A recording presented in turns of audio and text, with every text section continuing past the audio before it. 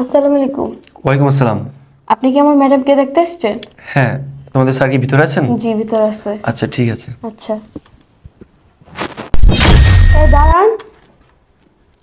কিছু বলবা? হ্যাঁ, এই টাকাটা কি আপনার?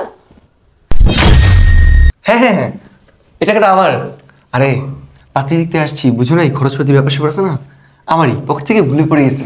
আচ্ছা, ঠিক আছে। আচ্ছা আচ্ছা, আপনি ভিতরে যেয়ে বসেন।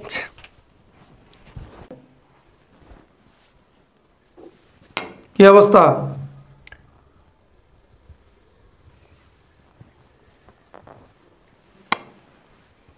আসসালামু আলাইকুম। ওয়ালাইকুম আসসালাম। আপনি কি আমার ম্যাডামকে দেখতে আসছেন? হ্যাঁ, তোমাদের ম্যাডামকে দেখতে আসছি। তাহলে আমার দিকে তাকে কি দেখতেছেন? দেখতেছি না, ভাবতেছি যে এই বাড়ির সিকিউরিটি গার্ড এত সুন্দর, ওই বাড়ির ম্যাডাম কেমন হবে আল্লাহ জানে। আমার তো মনে হয় আকাশের পরী। যান, আপনি ভিতরে যান। যাইতেছি। এই যে শুনেন, এই টাকাটা কি আপনার? হ্যাঁ হ্যাঁ, এটা তো আমার। কীভাবে যে পড়ে গেল বুঝতে পারলাম না। Thank you. আচ্ছা, ঠিক আছে, আপনি ভিতরে যেয়ে বসেন। আচ্ছা, ঠিক আছে। কি অবস্থা?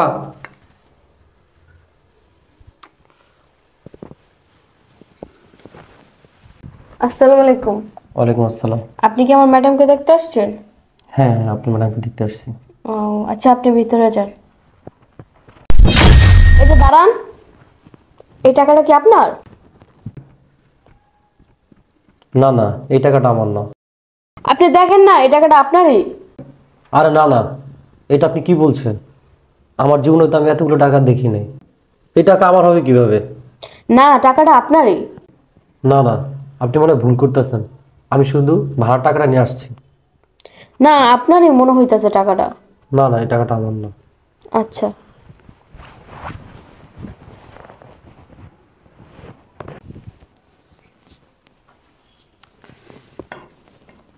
আমার মেয়ের জন্য একটা সৎ ছেলে পাবো না? স্যার পেয়ে গেছি। এইমাত্র যে ছেলেরা গেছে ও সৎ আছে, অনেক ভদ্র। ভদ্র সৎ? জি স্যার, আমি যখন টাকাটা ফেলাইছি ও বলছে ওর টাকা না, টাকাটা নেয় নেই, ছেলেটা অনেক সৎ। আচ্ছা, ঠিক আছে, আমি দেখতেছি। আচ্ছা,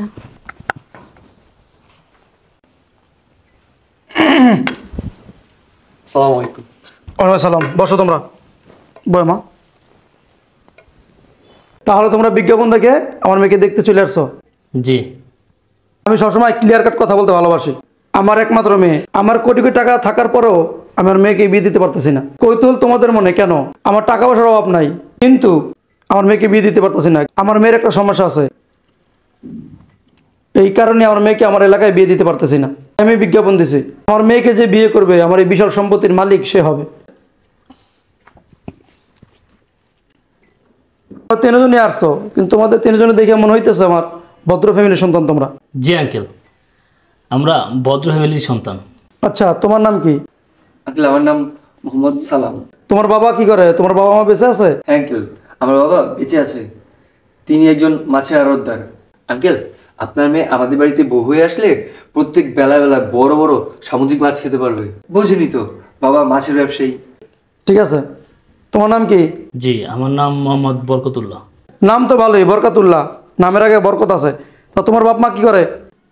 আঙ্কেল কি বলবো, আমার বাবা মা কেউই বেঁচে নেই। আমার বাবার ব্যবসায়ী আমি দেখতেছি। তাহলে তোমার বাবা মা বেঁচে নেই?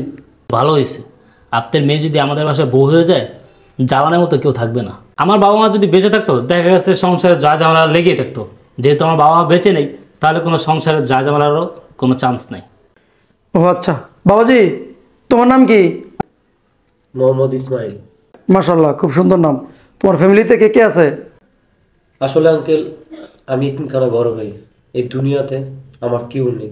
আমি ছোটবেলায় আমার মা বাবা একটা রোড অ্যাক্সিডেন্টে মারা যায়।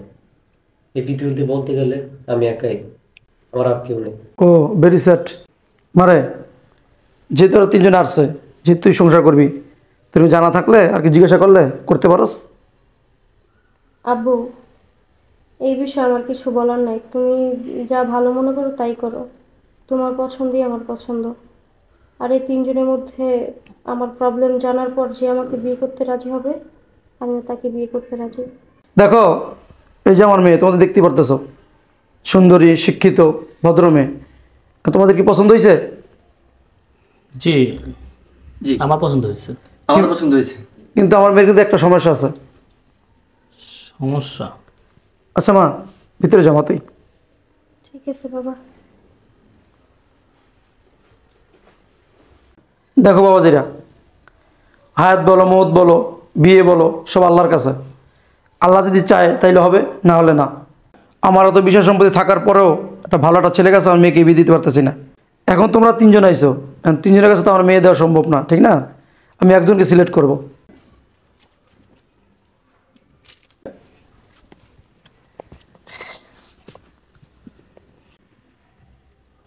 দেখো বাবাজিরা, মূল কথা যাওয়ার আগে আমার মেয়ের যে সমস্যাটা আছে ওইটা বলি। জি, বলেন। শোনো বাবাজিরা, আমার মেয়ের যে সমস্যাটা, এটা জানার পরে কেউ বিয়ে করতে চায় না, সবাই পালাইয়া যায়। আঙ্কেল, আপনি নির্দ্বিধায় বলতে পারেন, আমরা পালানোর মতো ছেলে না। আমার মেয়ে বেশি দিন বাঁচবে না। কি বাবাজিরা, এই কথা শুনে দাঁড়াই গেলা? এখন তো আসল কথা বলেই নাই। বসো, বিয়ে না করো, বাকি কথা শুনে যাও। কি বসবো আমরা? আপনি বলতেছেন যে আপনার মেয়ে বাঁচবে না, এই মেয়ের জন্য আপনি পাত্র খুঁজতেছেন না? এই কথা শোনার পর কি আমি বসে থাকবো?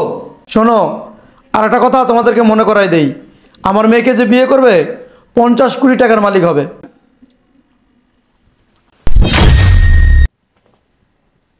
কি ব্যাপার বাবা, তুমি দাঁড়াইছো কেন? বসো। আসলে আঙ্কেল, আপনি তো বলতেছেন যে আপনার মেয়ে বাঁচবে না, এখানে বসবো কি করে? এমনি তো আমি এতিম মানুষ। বসো, ধৈর্য ধরো। ঠিক আছে আঙ্কেল। আচ্ছা আঙ্কেল, আপনি তো বললেন যে আপনার মেয়ে মারা যাবে। কি এমন অসুখ হয়েছে যে মারা যাবে? আপনার তো টাকা পয়সার অভাব নাই, তা আপনি ট্রিটমেন্ট করেন নাই? হ্যাঁ বাবা, ট্রিটমেন্ট করাইছি, ডাক্তারের যত চিকিৎসা আছে সব করাইছি, কিন্তু রেজাল্ট একটাই আইছে। কবিরাজের যত চিকিৎসা আছে তাও করাইছি, ওই রেজাল্ট একটাই, আমার মেয়ে বাঁচবে না। তাহলে আপনার মেয়ে যেহেতু বাঁচবেই না, তাহলে বিয়ে দেওয়ার দরকার কি? শোনো বাবাজিরা, বিয়ে একটা ফরজ কাজ, আর যেহেতু আমার মেয়ে বাঁচবেই না, তা আমি চাইতেছি যে আমার মেয়ে মারা যাওয়ার আগে ফরজ কাজটা করাই দিই। এই কথাগুলো যখন পাত্ররা শুনে তখনই চলে যায়। আচ্ছা আঙ্কেল, ডাক্তার তো বলেছে যে আপনার মেয়ে বাঁচবে না, কিন্তু তারা কি কোনো নির্ধারিত সময় দিয়েছে যে এই সময় পর্যন্ত সে থাকবে, এরপরে থাকবে না? কোনো ডাক্তার নির্ধারিত বলতে পারে নাই, কিন্তু আমি যে বড় বড় কবিরাজ দেখাইছি, কবিরাজরা বলছে যে বাসর ঘরেই আমার মেয়ে মারা যাবে। কি ব্যাপার বাবাজিরা, আবার দাঁড়াই গেলা? বসো। আঙ্কেল, দাঁড়াবো না তো কি করব? বাসরাতে যদি স্ত্রী মারা যায়, তাহলে এই বিয়ে করে লাভ কি বলেন? আরে বাবাজিরা, আমার মেয়ে মারা যাবে বিধেই তো আমি বলছি, আমার মেয়েকে যে বিয়ে করবে এই বিষয় সম্পত্তির মালিক সে হবে। এখন তোমরা তিনজনের ভিতরে ভাইবা দেখো কে রিস্কটা নিবা। কি এত চিন্তা করতেছে আমি? দূর, একটা রাতেরই তো বিষয়, বিয়ে করার পর লগে লগে মরে যাবো গা, তারপর বিষয় সম্পত্তি সবকিছু আমার হয়ে যাবো। কাপাসা থাকলে সুন্দরী মেয়ের অভাব হবো না। এই অফার কে দেয়? বউ মারা যাবো, অথচ সহ সম্পত্তির মালিক আমি হব? আরে দূর, এক রাতের জন্যই তো। বউ মারা গেলে যাক, টাকা থাকলে সুন্দরী মেয়েদের অভাব হবে না, সমস্যা নেই। বউ মারা গেলে একটা সুন্দরী মেয়ে দেখে বিয়ে করে নেব, আমি রাজি। আর বুড়িয়াটারে বিয়ে হওয়ার পর, আর মেয়ে মারা যাওয়ার পর কিক মেরে বের করে দেব। না না, বিয়ে করা যাবে না। এমনি আমি এতিমখানায় বড় হয়েছি, আমার বাবা মা বেঁচে নেই, এমনিতে এতিম। আবার যদি ওনার মেয়েকে বিয়ে করি তাহলে বাসরাতে মারা যাবে। না, এই মারা যাওয়ার কষ্টটা আমি সহ্য করতে পারবো না। না না, আমি বিয়েটা করবো না। টাকা পয়সা দিয়ে কী হবে? টাকা পয়সা কি সব? টাকা পয়সা দিয়ে কি সুখ শান্তি পাওয়া যায়? না না, আমি একা মানুষ, চাই না আর কোনো কষ্ট পেতে। এই বিয়েটা করা যাবে না। সিদ্ধান্ত নিলে তোমরা? আঙ্কেল, আমি রাজি আছি। আঙ্কেল, আমিও রাজি। কি বাবাজি, তুমি চুপ কেন? ওরা তো আমার মেয়ের সব কিছু যাই না রাজি হয়েছে বিয়ে করার জন্য, তুমি তো কিছু বললা না। আঙ্কেল, আমি এই বিয়ে করতে পারবো না। বিয়ে করতে পারবো না কেন? সমস্যা কি? আরে আমার মেয়ে তো বাসর ঘরেই মারা যাবে, আরে বিষয় সম্পত্তির মালিক তো তুমি হইবা। তাছাড়া তুমি এতিম মানুষ, তোমার তো টাকা পয়সা দরকার আছে, চান্স সবসময় আসে না। কাকা, টাকা পয়সা আমার প্রয়োজন নেই, আর টাকা পয়সার উপর আমার কোনো লোভও নেই। ছোটোবেলায় আমি আমার বাবা মাকে হারাইছি, আর এখন বাসর ঘরে আমি আমার বউকে হারাবো, এটা সহ্য করতে পারবো না। তাই আমি বিয়েটা করতে পারবো না। তো বাবাজিরা, ও তো বললো আমার মেয়েকে বিয়ে করতে পারবে না। তোমরা সব যাই না শুনে তো তোমরা দুজনই আমার মেয়েকে বিয়ে করতে রাজি হয়েছো, কিন্তু দুজনের কাছে তো আমার মেয়েকে বিয়ে দেওয়া সম্ভব না, যে কোনো একজনের কাছে দিতে হবে। আঙ্কেল আপনি আমার কাছে দিতে পারেন। আঙ্কেল, আমি কিন্তু ছেলে হিসেবে খারাপ না, আমিও ভালো, আমার কোনো ভেজাল নাই, আমার ঘরে বাবা মা কেউ নেই ঝামেলা করার মতো, আপনি আমার কাছেও দিতে পারেন।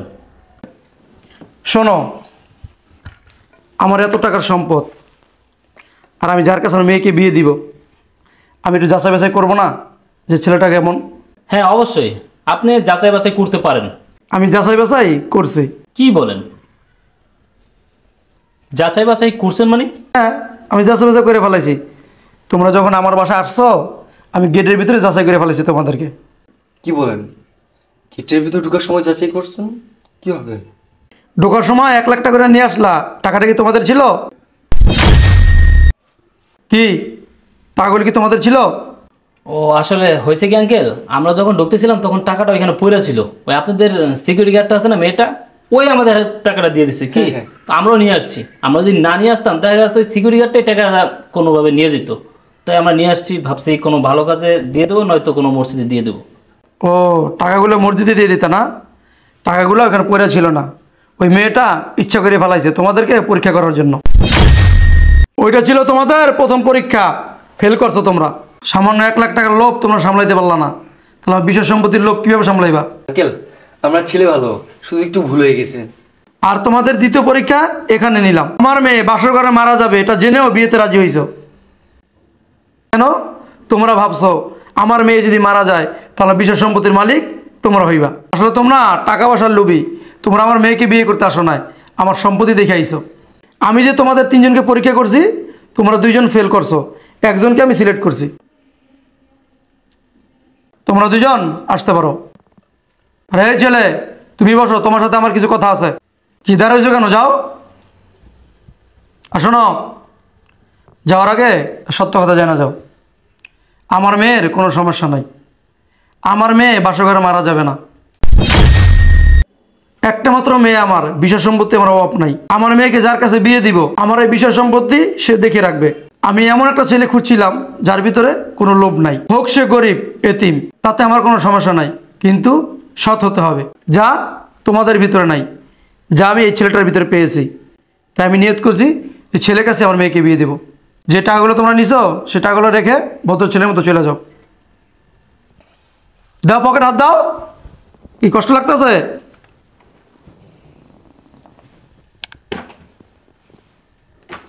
যাও।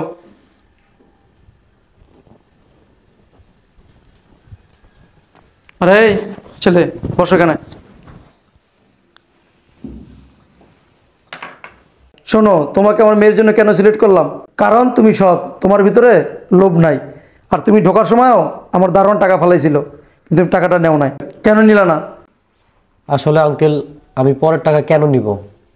এই টাকাটা তো আমার না। Very good. আমার মেয়ে বিয়ের পরে বাসর ঘরে মারা যাবে এটা শুই না ওরা রাজি হয়েছে, তুমি কেন হইলা না?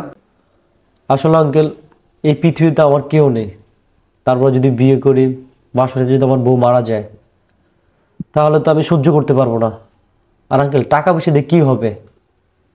সুখ তো বড় জিনিস, টাকা পয়সা দিয়ে সুখ কিনা যায় না।